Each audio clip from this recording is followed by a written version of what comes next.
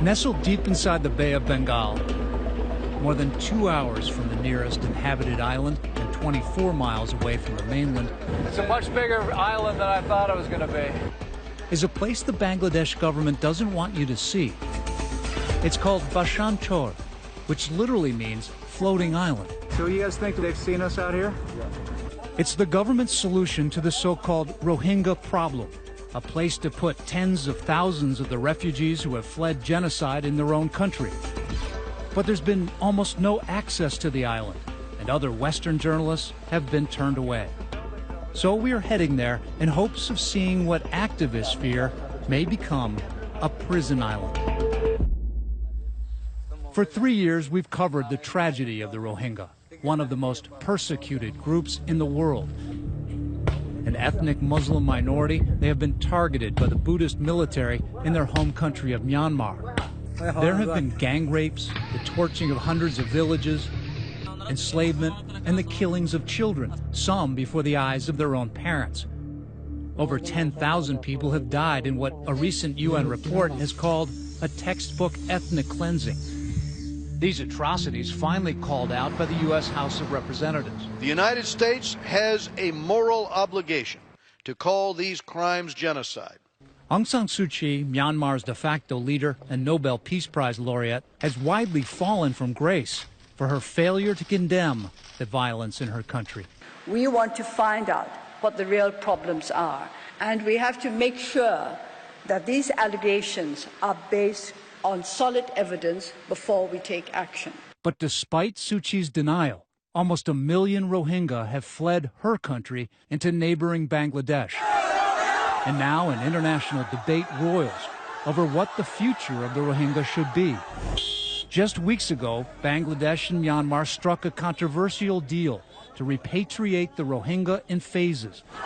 But when buses arrived to carry refugees back to Myanmar, they refused to go. So for now, thousands of families are in limbo, and a new humanitarian crisis is underway.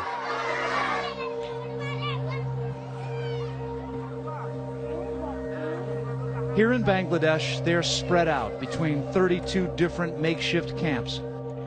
It is not a beautiful place to be, but they know it's a lot safer than it would have been if they just stayed in Myanmar. Everywhere, there are reminders that this new life is tenuous, temporary. The rows of bamboo huts, their roofs thatched with aid group tarps. Nur Alam lives with his family in the Unchiprang refugee camp. The memory of being tortured in Myanmar is forever seared in his brain. The plan to repatriate worries him. He says it's too dangerous until they're granted full citizenship and are allowed to safely practice Islam. He says he would rather kill himself than go back now. But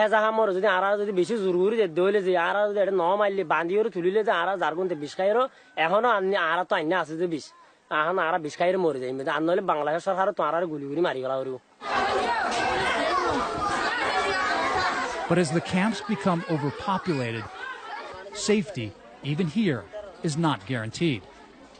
Even for those who get out of Myanmar and get here to Bangladesh, to these camps, there's plenty of danger. In fact, there are more rapes in these camps. Here in this bare-bones women's clinic, Dr.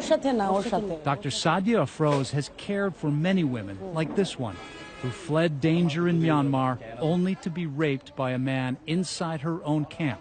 Overwhelmed by shame, she came here for an abortion and support. We save their life by giving the counseling and giving the psychosocial support. Have you saved a lot of lives? Yeah, definitely. Yeah. Here, they've also delivered hundreds of babies. The World Health Organization is expecting 60,000 children to be born in the camps just this year. For children, whether born or brought here, now this is their life. So tell me what we see here. So what is this, first of all? This is the waiting area. You come inside the center. Yeah. You wait here for your turn. To do what? To get ready to use therapeutic food and to get the hot milk. Mahmoud Patwari is an aid worker for Action Against Hunger, an international NGO. This is a center to treat severely acute malnourished children. Their little arms are measured to screen for being chronically underfed. So the tip, if it is in the red portion, that means severely malnourished. Perhaps even more disheartening than the damage to their little bodies is the incalculable toll this trauma takes on the spirit of a child. Oh, there's tears. Yeah, tears. Yeah. Oh, so there's a picture they took originally of their mom or somebody crying. Yeah, maybe somebody very close to them. Their therapy, these crayons.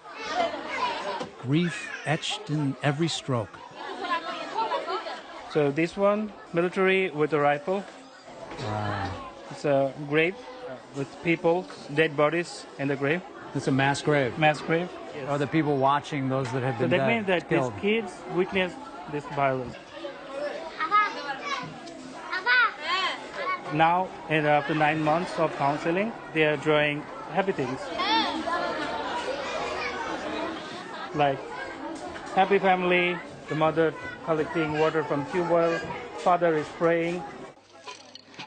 These 6 little children live in this tent with their mother and father, but the memory of horrors left behind is still fresh. He shows us where he was stabbed by the military of Myanmar, also known as Burma. Do you still have nightmares about what you went through over there in Myanmar?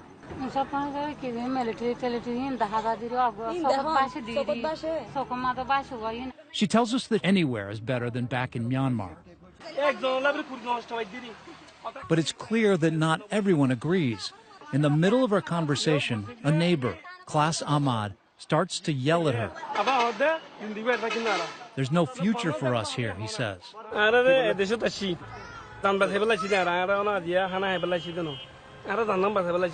And the place he would never move to, he told us, is that controversial island, Bhasan Char.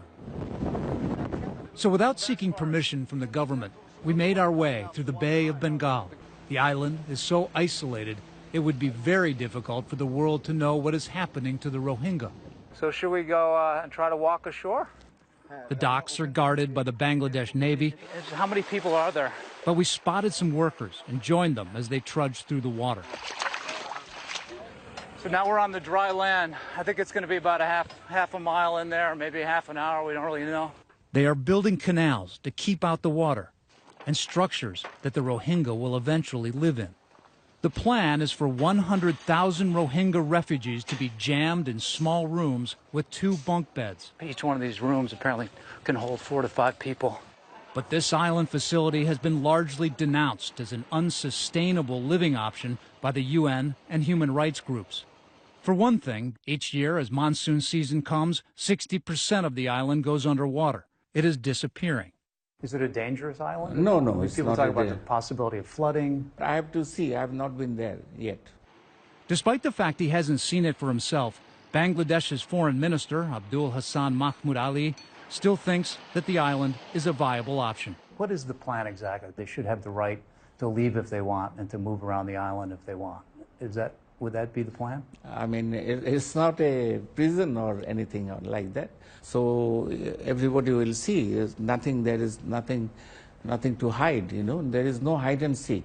Is there a chance that some of the people here that are in the camps could move somewhere else to the civilian world of Bangladesh, or would they only go back? We don't want them to do that, you know, because then there will be problem. Because that will encourage other refugees to come No, in? not only that. That is one factor.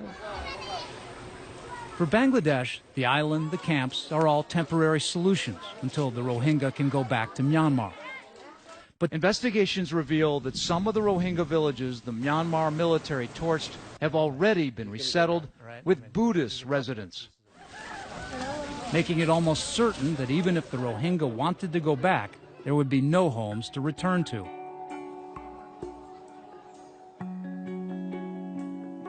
For now, the Rohingya remain in purgatory. You can see the little kids over there. So they're trying to get back to a normal life, but the dream for all of them is to return to Myanmar. They don't want to leave that country. The home that doesn't want them, but is theirs all the same.